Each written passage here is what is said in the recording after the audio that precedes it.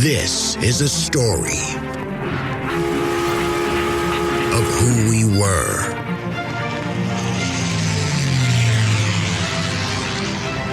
how we got here. Houston, the Eagle has landed. Roger, Tranquility, we copy. And where we are going.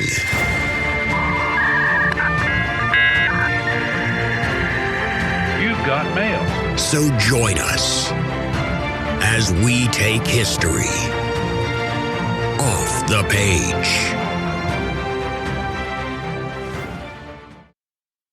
You know, we could use a man like you. You could perhaps write for us. On behalf of the National Socialist Party. Yes.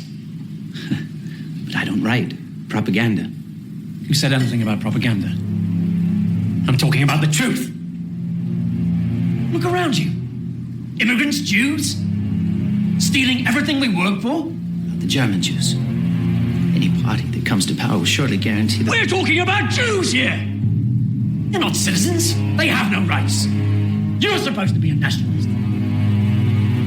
You should know better. Never compromise on the Jews. Hey everybody, and welcome to our first Patreon-only episode of History Off the Page. In today's episode, we'll be talking about the young Hitler, where he came from, his influences, and the origins of his anti-Semitism. As a reminder, this is a free preview of one of our Patreon-only episodes. If you want access to the whole thing, head on over to Patreon, or you can visit my website, www.historyoffthepage.com, where you can subscribe and get access to the full episode and other episodes for as little as $2. Now, the clip you heard at the beginning of the episode was from the 2003 TV movie Hitler: Rise of Evil, in which Robert Carlyle plays the German dictator. The scene you heard occurred when Hitler is basically in his early 30s. He is trying to kind of build up the Nazi movement. So the scene is set in the early 1920s. And so there's this kind of conservative journalist played by Matthew Modine. And Hitler goes to his apartment and they're going to have kind of like breakfast or lunch. And they're going to just talk about things. And so Hitler's trying to kind of win him over, right? Hitler's trying to use the sugary approach, right? He's trying to sort of sweet talk this guy. And of course, as you see, when he starts talking to him, he almost immediately gets angry. He starts yelling. There's like food flying out of his mouth as he's, yelling at the poor, writer. And I played this scene for you not because the movie gives us a kind of accurate or a kind of good historical representation of who the young Hitler actually was, but actually because it doesn't. It presents this kind of popular caricature of Hitler, this sort of socially awkward guy who always seems kind of abnormal and out of place. And again, whether you're talking about this particular movie, whether you're talking about something like Inglourious Basterds, every time they show Hitler, he's just irrationally angry all the time. Like that's the number one word that you can associate with this sort of caricature of Hitler is anger. And so we walk away thinking, how on earth could anybody follow this guy? He's crazy. He's again abnormal. And he never should have been anywhere remotely close to power. The choice of Carlyle, by the way, to play this role was meant to lean into this image of what I'm calling sort of crazy Hitler. At the time the film was made, Carlyle had made a couple movies, but probably his most sort of noteworthy character was this Scottish hooligan named Begbie in Danny Boyle's 1996 film Trainspotting. And if you haven't seen the movie, Begbie just basically goes around looking to fight people, right? It gives him a rush. It's what sort of quickens him. There's one scene that sticks out early on in the film. He's upstairs in a bar and he's drinking, and he just throws his empty beer glass over the side of the railing, not even caring where it hits. It hits some poor lady in the head. And Begbie goes downstairs not to apologize. He doesn't run away. Instead, he's like, all right, now I'm going to get to fight the guy who's upset that his poor girlfriend or poor wife just got hit in the head with a glass. That's Begbie, right? Just irrational anger, irrational fighting, combative. And that's basically what Carlyle brought to this role of Hitler, right? He's intense, he's angry, and at any second he could just go off in a fit of rage. Being a TV movie, it's not surprising that the production quality, that the historical accuracy of Rise of Evil was not the most historical, one could say. The movie makers did try. They actually brought Sir Ian Kershaw, who is one of Hitler's most prominent English biographers, onto the show, and they made him a consultant. And unfortunately for Kershaw, he told them kind of the history of it, and they said, well, that's not dramatic enough. And so Kershaw basically resigned because he was like, this is not real, what you're doing, right? You're exaggerating. You're kind of, again, creating a caricature. In the end, the German magazine Der Spiegel probably summed up the movie best by stating that it was, quote, Hitler for stupid people, end quote. The problem with Carlyle's Hitler, and more generally these types of caricatures, angry Hitler, right, that I've been talking about, is that they ignore the man's historical development.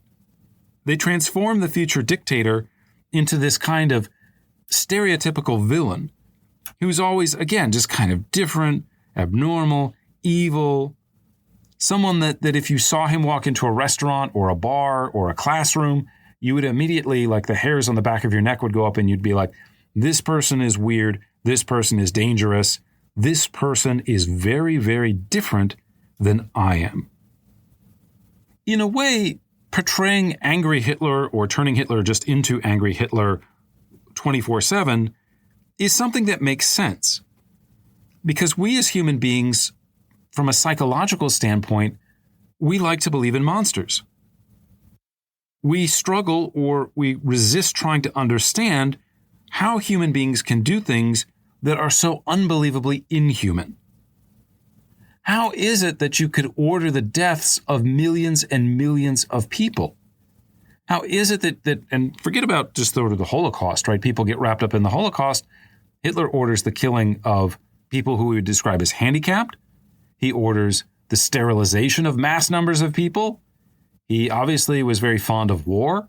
He prepared Germany almost from the time that he took power for a new war, for ripping up Versailles, for conquest, for resettlement, for ripping up people's lives across Eastern Europe. Obviously, the weight of World War II and the Holocaust, when you put them all together, the man is pretty inhuman. The things that he did are monstrous. And so as a result, when we try to understand the causes of these things, we reduce their motivations to basic characteristics or beliefs that strongly distinguish these perpetrators from us. As the Croatian writer Slavenka Drkulic put it in a 2004 essay about war crimes in the former Yugoslavia, quote, if we believe perpetrators are monsters, it is because we wish to create as great a distance as possible between us and them, to exclude them from humanity altogether. A little bit later, she adds, at the bottom of such reasoning, there is a syllogism. Ordinary people could not have done what these monsters did. We are ordinary people. Therefore, we cannot commit such crimes, end quote. As we'll see over the course of the broader series, Hitler certainly did some monstrous things. If you want to call him a monster, if you want to say he's evil, I certainly understand and agree with you. But it is important as we approach this subject as historians not to fall into the trap of caricature or generalization.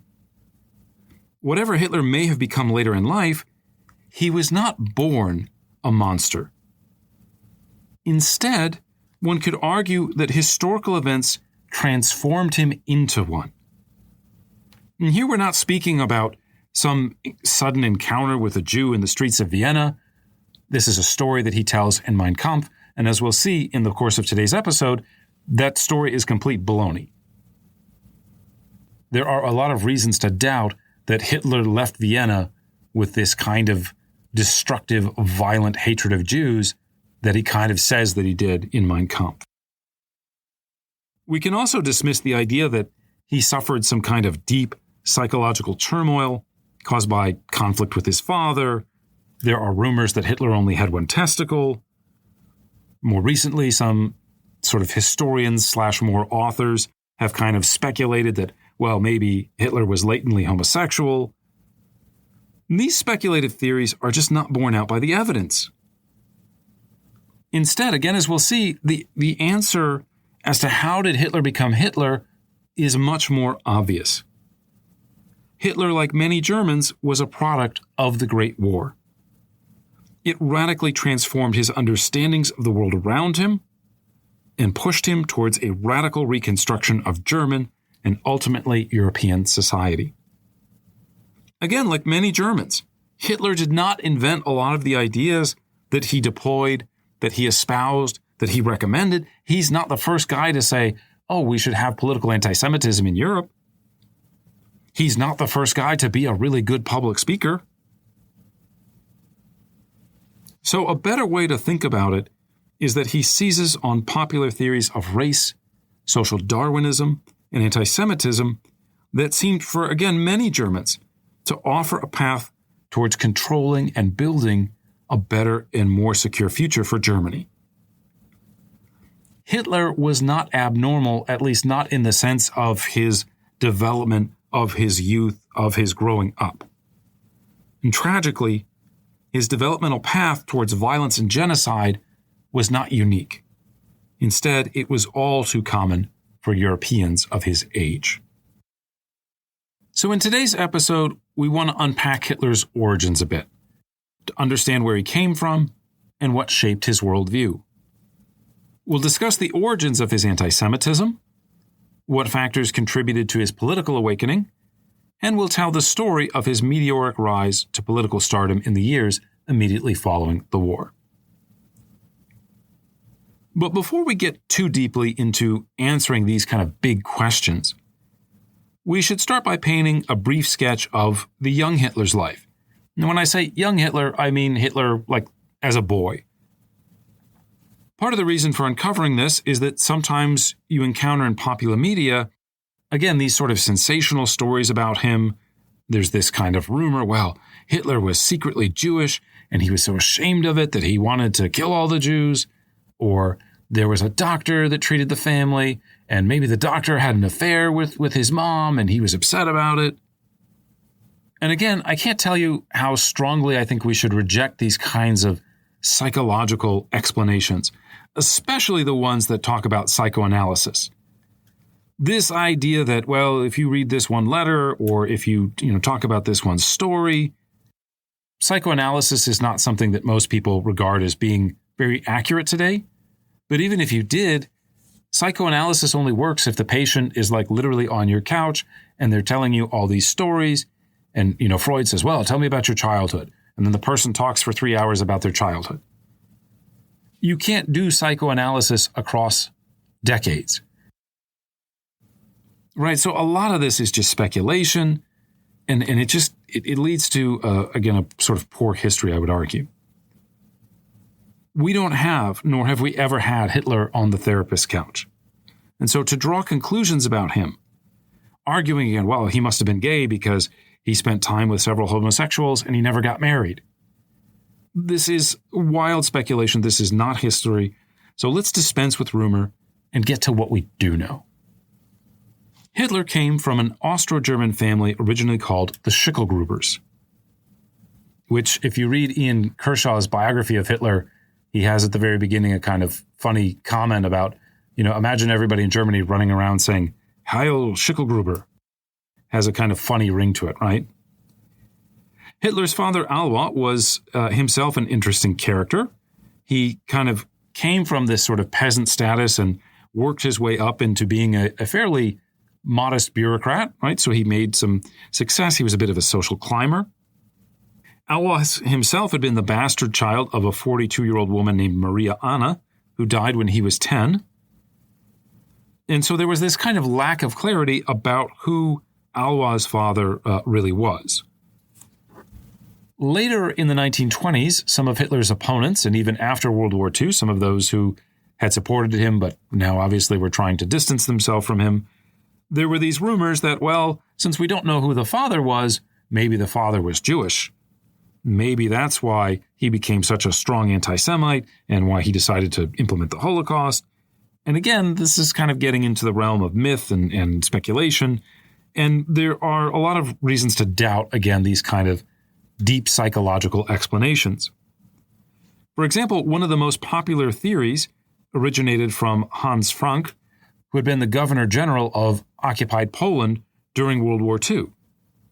And so Frank was literally on the dock at Nuremberg, and he sort of tells this story that in 1930, Hitler had shown him a letter from his nephew, William Patrick, and that it was a sort of bribery letter. It was going to expose that his mother had been knocked up basically by a Jewish family named Frankenberger, or by the dad, in the Frankenberger home. And so basically Frank creates this rumor, and it circulates widely in the 1950s. But as historians have looked into it, there is little reason to believe it. First off, there is no family named Frankenberger in Graz in the 1830s where the story was supposed to happen. Jews were not even permitted to live in the region until the 1860s. Now, there was a family named Frankenreiter in the area, but this family was poor, so they wouldn't have been able to have a housekeeper. Part of the story Frank tells is also involving these kind of payments, so obviously the Frankenreiters are not doing that. Even more damning, the suspected father in the Frankenreiter home was only 10 when Alois was born. So it's extremely unlikely that there's this kind of complicated, hidden mystery of who Hitler's grandfather was. Instead, the most logical explanation is that when Hitler's grandfather was older, a somewhat itinerant man named Johann Georg, who would eventually marry Marianne, actually proved to be Hitler's grandfather. The other possibility out there is that Johann Georg's brother, Johann Nepomuk, who would eventually adopt Hitler, was the father. So, again, some speculation. Again, it's not 100% clear who the grandfather was, but it is very unlikely that it was someone that was Jewish, that Hitler had resentments about this. Again, as we say, this is taking a simple story and trying to make it more complicated to try to use these psychological factors to explain Hitler. At any rate, young Alois was very happy with his uncle, Johann Nepomuk, who again officially adopted him. So happy that in 1876, he actually changed his name from Schicklgruber to Hitler. Incidentally, the name Hitler is not necessarily unique. It comes from this word Hütler or Hiedler, which basically is just kind of like a peasant name, like kind of Smith or Jones or something like that. Very basic. At any rate, Alois Hitler, as I said, soon became a social climber. He never actually got like a formal education, never went to advanced schooling, which is something that one usually would have done, certainly by the 20th century. But in 1864, Alois managed to become a customs officer, advancing steadily up the bureaucratic ladder despite the lack of an advanced education. Now, Hitler's mother was a girl named Clara Plutzel, a girl who also came from a small peasant family, and in fact, they had actually been fairly close to the Hitler family. The two were in fact second cousins. Now, it took some time for circumstances to align. Alois was actually married twice before he married Clara. At one point, it was to a woman that was significantly older. He then married this younger woman named Franzi.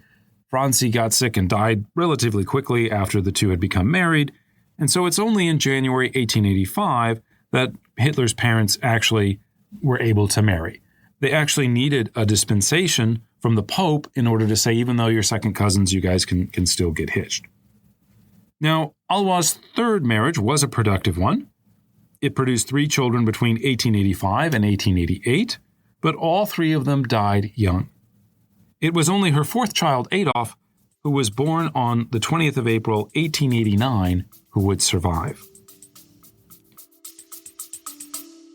Stay with us. We'll be right back.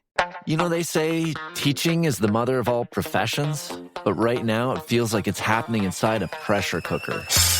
That's why we created Higher Listenings, bringing a dose of joy to the future of learning. We're exploring things like why reading may not be obsolete after all, the remarkable connection between emotion and learning, and the real reason students cheat. It's not a moral failing. It's the circumstances that they find themselves in. Join us in Higher Listenings, because those who can make a difference teach. Now, in 1892, Alois moved the family to Passau, where he was promoted to the rank of Higher Collector of Customs. This was a well-regarded and paid position, and the family actually led a pretty secure middle-class life. Alois was certainly not the most affectionate father. Ian Kershaw describes him as, quote, an authoritarian, overbearing, domineering husband, and a stern, distant, masterful, and often irritable father, end quote. We don't want to dive too heavily into speculation here about the relationship between Hitler and his father, but it seems that the two had a somewhat distant pairing. Basically, Hitler's family moved around a lot. His dad was sort of a strict disciplinarian. His dad wanted him eventually to grow up and to follow in his footsteps as a customs officer or some type of civil servant, right? He liked the idea of social mobility. And as we'll see, Hitler kind of rejected this. Hitler's instincts were always kind of pulled towards art. He liked this kind of bohemian lifestyle, this kind of freedom. If you think about like after World War II in the 1950s, would he have been a beatnik? Would he have been a hippie? Possibly. He was certainly not the type of person that said, I want to socially advance in life. I want to play by all the rules. I want to meet a nice girl from a nice family and get married and have 2.3 kids and a dog and a cat. And so again, there was some sort of clash of personalities between the two of them. Now in 1898, the family moved to Linz, which Hitler would regard as his hometown for the rest of his life. As a rambunctious boy, he enjoyed reading about things like the Franco-Prussian War. He read Karl May's stories about cowboys and Indians fighting each other in the American West. There were reports that he used to play as a Boer soldier when the Boer War was going on. A lot of German boys and girls growing up in this time period had sympathy for the Boers. They saw them as ethnically closer to the Germans. There was a rivalry that was kind of burgeoning with the British Empire. And so none of this is really exceptional, right? Again, coming in the mid-19th century, coming from families where, again, especially middle-class bourgeois family, the idea of discipline, order, the idea that you do things because they're supposed to be done a certain way, this is quite common. The idea of being sort of nationalist, of embracing war and enjoying war, none of this is exceptional. Now, in 1900, these halcyon days for Hitler came to an end. That year, his little brother Edmund died of measles. And again, it kind of made Hitler not just, well, Dad hopes he, kind of follows in his footsteps, but it made Hitler the only one in the family who could have done that. And so really the relationship between the dad and the son really became much worse at this point. When Hitler began Realschule later in the year, his grades began to suffer, and he would probably be described as something between a mediocre and a poor student.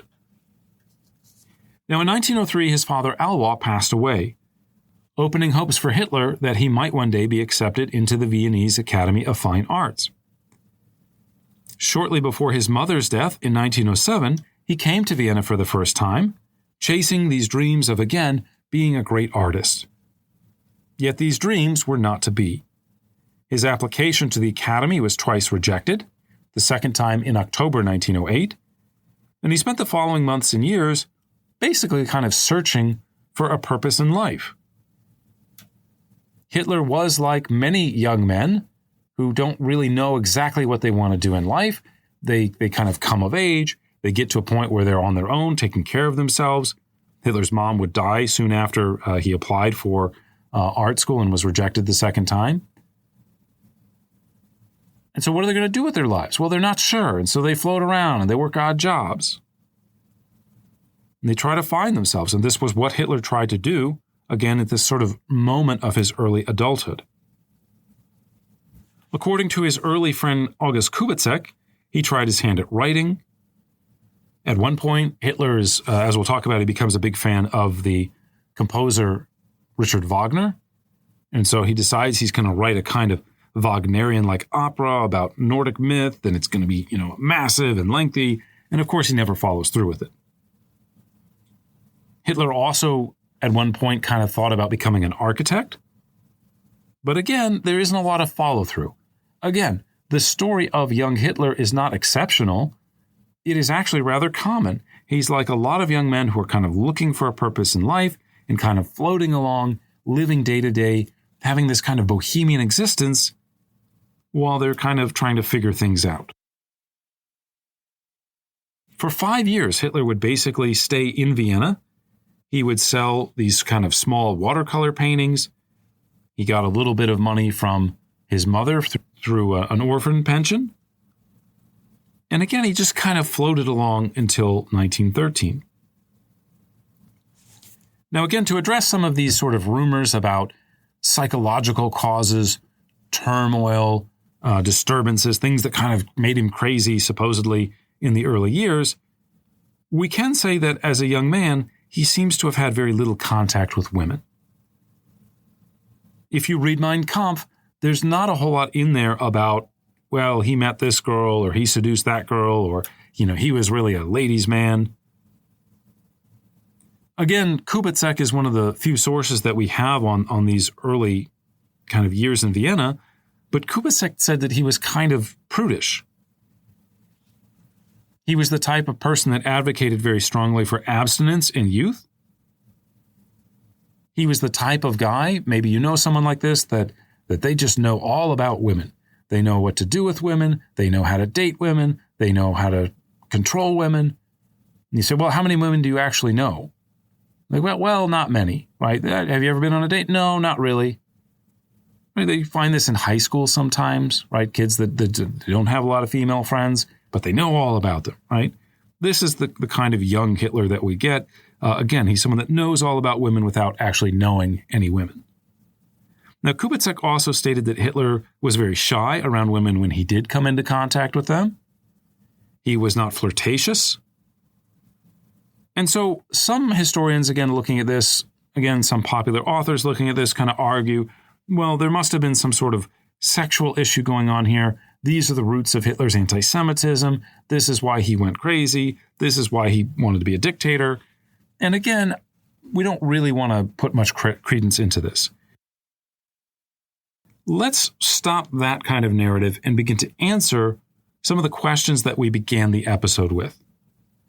We're, of course, very interested in the question of how and when did Hitler become sort of all caps Hitler, right? How did he become the guy that wanted to become dictator of Germany? How did he become someone who's so radically anti-Semitic? How did he become someone that was such a gifted public speaker? And the reality is we actually don't have a lot of evidence of this from the time of Vienna. When his comrades in Vienna, or later a little bit in Munich, because there aren't very many people talking or coming into contact with him in Munich, or even the soldiers at the front line that served with him during World War I, there are very few traces of the person that he would eventually become. Again, he expresses very little interest in becoming a politician in Vienna. He just kind of wants to go around and paint his paintings and do his art, and that's kind of his thing. He doesn't appear to have been particularly anti-Semitic. Now, that doesn't mean he wasn't anti-Semitic. That doesn't mean that he hadn't come to accept certain common stereotypes about Jews, or the basic notion that to be Jewish and to be German were different, or mutually exclusive. But these stories that Hitler told in Mein Kampf about the idea of having this kind of political awakening in Vienna, these stories are just as much ridiculous or speculative or not true as some of the crazy theories that we've talked about that depend on psychoanalysis and psychology and things like that. Again, much of Mein Kampf really should be taken with a grain of salt. It's a book that's written in the mid-1920s when he's been arrested. He's trying to figure out, how do I kind of create a political comeback? He's not writing for posterity. He's writing for the future, right? He's writing to convince people that he's the sort of German Messiah, and he's the one that knows what to do, and everybody should follow him. So it's like any politician's book, right? When you read these books, they don't really write them themselves usually, and the stories, there's a lot of artistic license taken with them. Now, for those of you who aren't fully familiar with the details of it, Hitler's autobiography asserted that Vienna opened his eyes to the twin dangers of Marxism and the Jews. With respect to the latter, he tells this story where he's just kind of walking along one day, and then he just kind of runs into this Jewish guy, And the Jewish guy isn't an Austrian Jew. He's not someone who's been assimilated, who speaks German, who dresses like a German. This is an Eastern European Jew, someone that's come from the shtetl in Russia. And so he says in Mein Kampf to himself, is this a German? And he decides, well, I've got to answer this question. And he says, well, I went and I read all this anti-Semitic press, and it really left me struggling internally. As he writes in Mein Kampf, quote, the matter seems so monstrous, the accusation so unbounded, that the fear of committing an injustice tortured me and made me anxious and uncertain again. However, even I could no longer actually doubt that they were not Germans with a special religion, but an entirely different race. End quote. You get a sense even in that one sentence of the way that the book is kind of over-dramatized, right? Oh, I wrestled with it. I was so concerned about this question, right? Yeah, baloney. Now, of course, we can't reconstruct who Hitler met on the streets of Vienna over 100 years ago. But there is little evidence to suggest that this awakening, if it ever happened, became manifest in everyday life. Hitler, for example, sold paintings to Jewish customers. Or a better way to think about this is kind of like a middleman, like an art peddler, right? If you go to the Eiffel Tower today, if you go to a lot of European cities, there'll be people selling paintings. Sometimes it's the artists themselves that have done the paintings, but sometimes it's not. Sometimes they're kind of like an art dealer, right? They buy paintings from people and then they sell them in other places.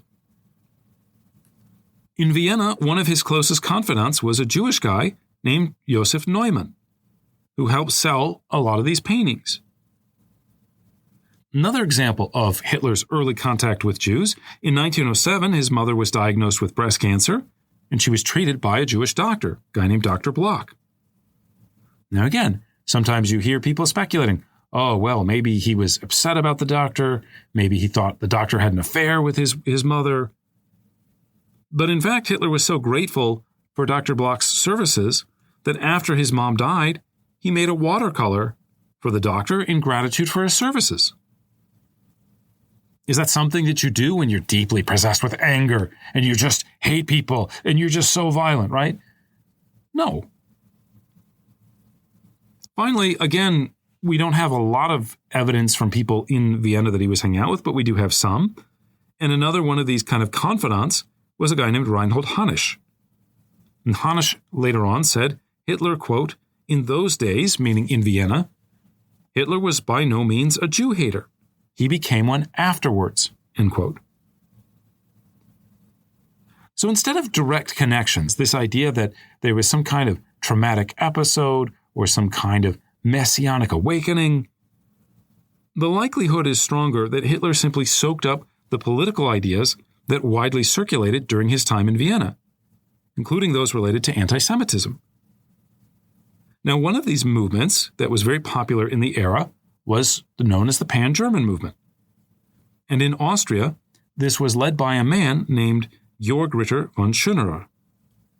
Schönerer was the son of a wealthy businessman who spent his early years managing his father's estate and engaging in what we might call peasant philanthropy. So Schönerer had some money at his disposal, and he decided to use it to help the German people of Austria. One of the things he does, for example, is he will fund 200 rural fire departments. Now, Schönerer came to believe that the Austrian Germans' future was not in maintaining an independent state, was not in the idea of having this kind of polyglot, multi-ethnic kingdom led by the Habsburgs, but he wanted them to eventually join Germany. He wanted to go back to 1848 and the failed revolution, or 1866 and the failed fight with Bismarck, and kind of move past that or redo it, and have Austria proper end up this time within the German Empire. Now, Schönerer is kind of a hypocritical guy, an interesting guy. At the same time that he's kind of all like Austria's destiny is in Germany, he also absolutely loves Otto von Bismarck, who is the guy who had excluded Austria from Germany in the first place. Stay with us. We'll be right back. Lead's not really a thing anymore. The dust is everywhere. It's like it's coming through the floor. Lead, a true story featuring Merritt Weaver, Alessandro Nivola, Cynthia Nixon, and me, Cooper Burkett. Lead, how this story ends is up to us. Now available on Spotify, Apple, iHeart, or wherever you get your podcasts. We have the power to write the final chapter. Go to endleadpoisoning.org to let your voice be heard.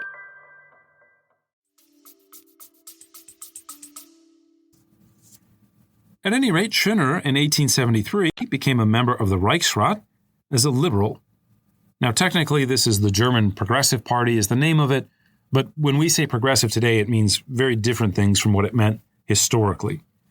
Basically, Schöner starts out as this kind of, I want a rule of law, I want elections, I want the state not to be deeply involved in the economy. But his bombastic style and frequent quarrels with his own party basically led to his departure. By 1878, Schöner began to embrace a new populist style that viewed the Habsburg monarchy and its polyglot state as the true enemy of the German people. They come up with slogans that are, again, very populist in nature and in many ways the antithesis of what a classical liberal would be. One of their slogans was, quote, "People's law supersedes federal law." Schöner is very critical of the idea that Austrian taxpayers' money is being taken and spent to support these Bosnian refugees.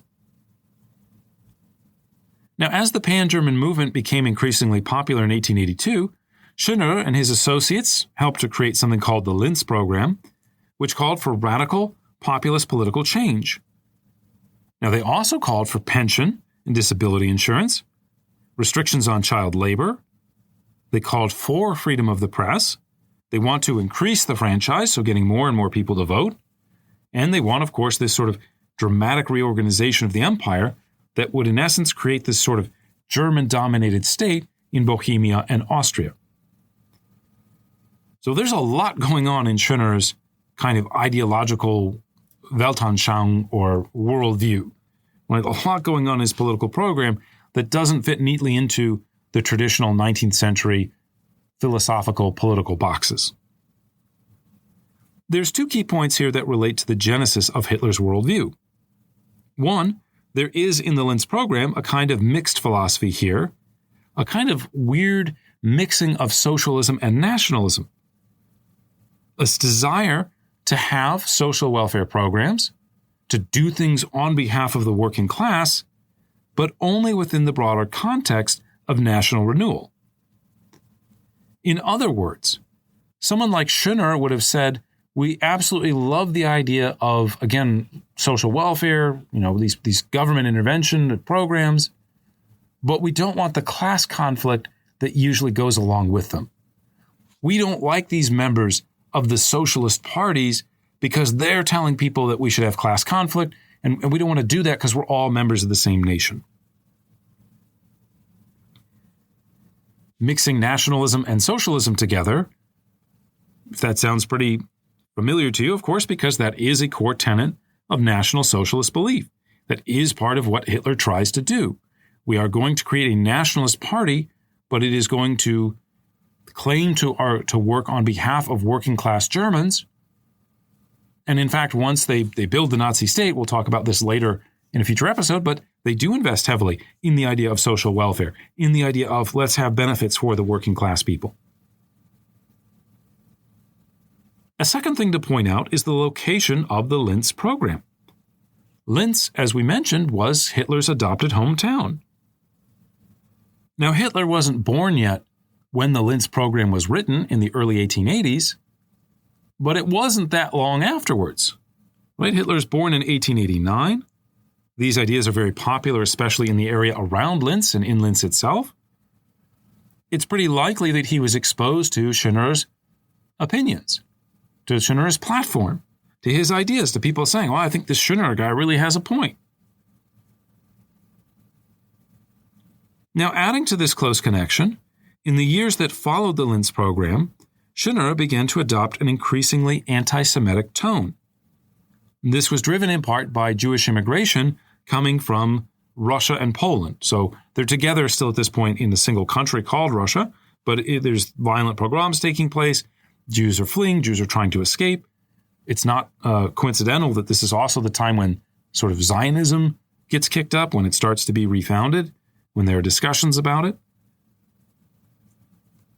In 1882, Schoener called for Austrians to adopt something like the American Chinese Exclusion Act.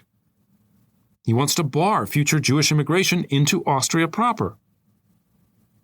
Schoener became a proponent of works by people like Eugen Düring, whose The Jewish Question as a racial, moral, and cultural issue was becoming increasingly popular.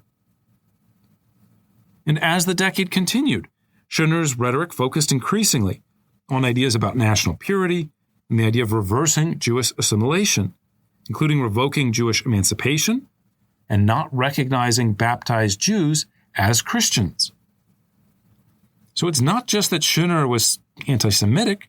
There's a lot of that going around, as we said, but he had begun to look at it in racialized terms as opposed to religious terms. In 1884, Schoener called for the nationalization of the Jewish Baron Rothschild's Northern Railway under the slogan, "Germany to the Germans." So again, as Hitler is growing up, as he becomes an adolescent, and eventually when he gets to Vienna, he's also going to run into this, he is living in a world saturated by pan-German thought. And pan-Germanism doesn't just mean all Germans should be together under the same roof, but it increasingly came to be based on the idea of biological race, that there was a mutually exclusive division between German and Jewish people. Now, how directly or deeply these sentiments had transferred to Hitler as a boy is unclear. But again, he did praise Schoener in Mein Kampf, noting that Schoener was essentially correct in his theoretical approach to the quote-unquote Jewish question.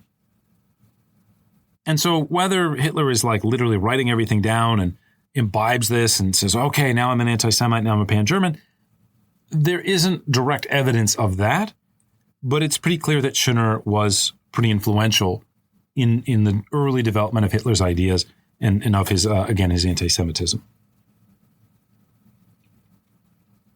Okay, this will end the free preview of our Patreon-only episode on the young Hitler. If you'd like to hear the rest of it, which covers the roots of Hitler's anti-Semitism, Richard Wagner, Hitler's experiences in World War I, and his post-war political training, you can access it again by becoming a Patreon supporter for as little as $2 a month. If you're not familiar with Patreon, it's basically this website that helps support content creators like myself. You can just Google Patreon and History Off the Page, and it'll take you right where you need to go. Alternatively, you can find a link to it at our website, www.historyoffthepage.com. Anyway, that's going to be it again for this free preview. We hope you'll join us for our next regular episode when we talk about the rise of the Nazi Party in the early 1920s. Thanks again for listening, and we hope you'll join us next time as we take history off the page.